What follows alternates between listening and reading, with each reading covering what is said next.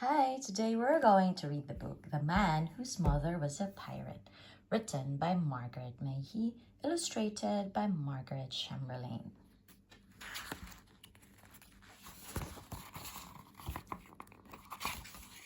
There was once a little man who had never seen the sea, although his mother was an old pirate woman. The two of them lived in a great city far, far from the seashore. The little man always wore a respectable brown suit and respectable brown shoes. He worked in a neat office and wrote down rows of figures in books, ruling lines undoing.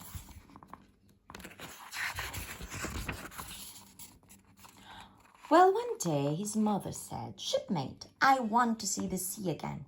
I want to fire my old silver pistol and see the waves jump with surprise." "Oh, mother," said the little man, "we haven't got a car or a bicycle or a horse, and we've no money either. All we have is a wheelbarrow and a kite." "We must make do," his mother answered sharply. "I will go and load my pistol and polish my cutlass." The little man went to work.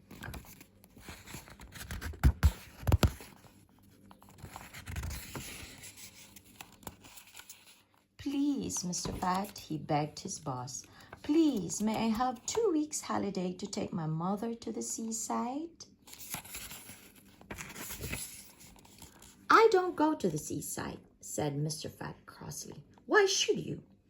"It is for my mother," the little man explained. "She used to be a pirate." "Oh, well, that's different," said Mr. Fat, who rather wished he were a pirate himself. "But make sure you are back in 2 weeks or I will buy a computer."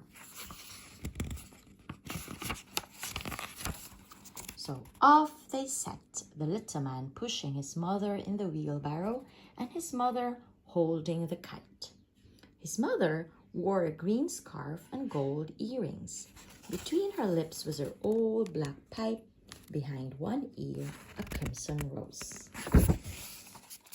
The little man wore his brown suit buttoned and his brown shoes tied. He trotted along, pushing the wheelbarrow.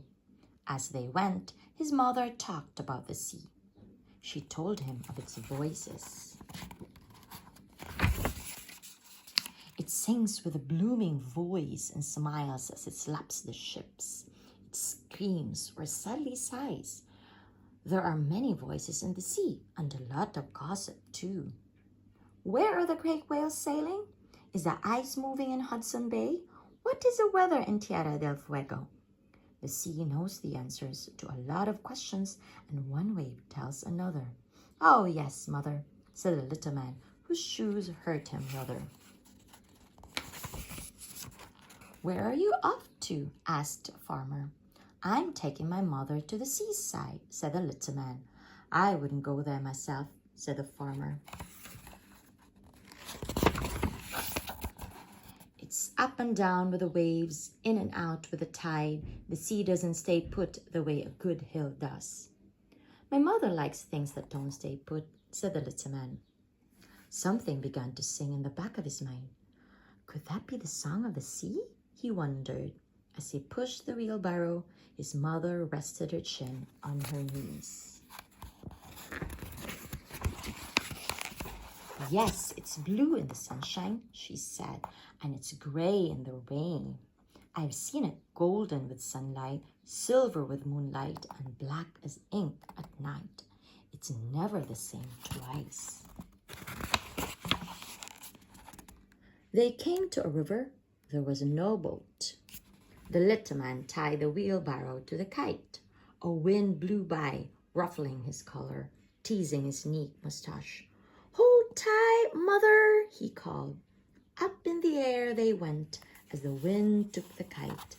The little man dangled from the kite string. His mother swung in her wheelbarrow basket. "This is all very well, Sam," she shouted to him, "but the sea, oh, the sea!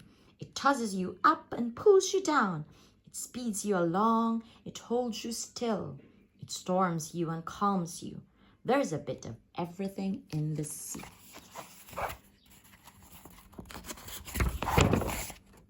Yes, mother, the little man said. The singing in the back of his mind was growing louder and louder. As he dangled from the kite string, the white wings of the birds in the sky began to look like the white wings of ships at sea. The kite let them down gently on the other side of the river. Where are you going? Asked a philosopher fellow who sat reading under a tree. I'm taking my mother to the sea, said the little man. What misery, cried the philosopher. Well, I didn't much like the idea to start with, said the little man. But now there's this song in the back of my mind. I'm beginning to think I might like the sea when I get there. Go back, little man, cried the philosopher. The wonderful things are never as wonderful as you hope they'll be.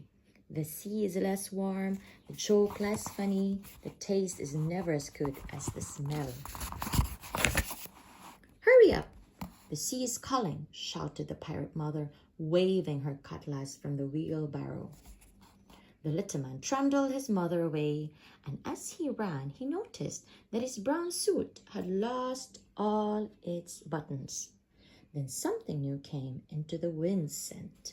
Glory, glory, there's the salt, cried his mother triumphantly.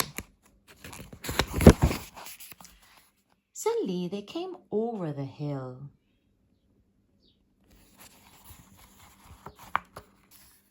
Suddenly there was this.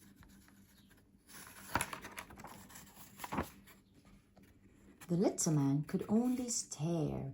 He hadn't dreamed of the bigness of the sea. He hadn't dreamed of the blueness of it. He hadn't thought it would roll like kettle drums and swish itself onto the beach. He opened his mouth, and the drift and the dream of it, the weave and the wave of it, the fume and the foam of it never left him again.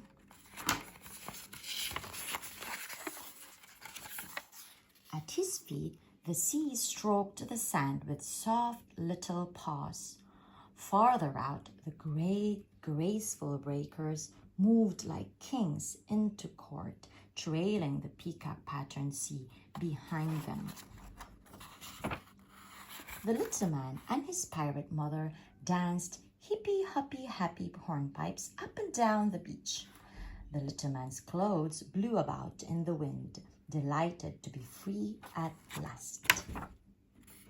A rosy sea captain stopped to watch them. Well, here are two likely people, he cried.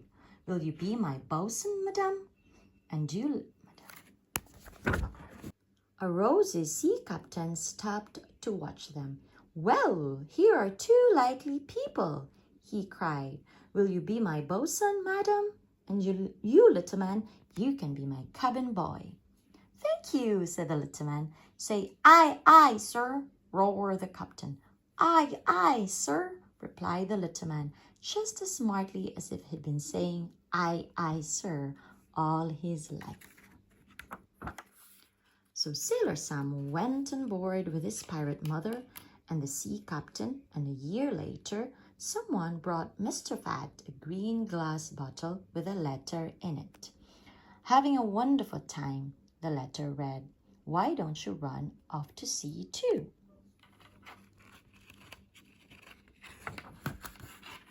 And if you want any more moral to the story than this, you must go to sea and find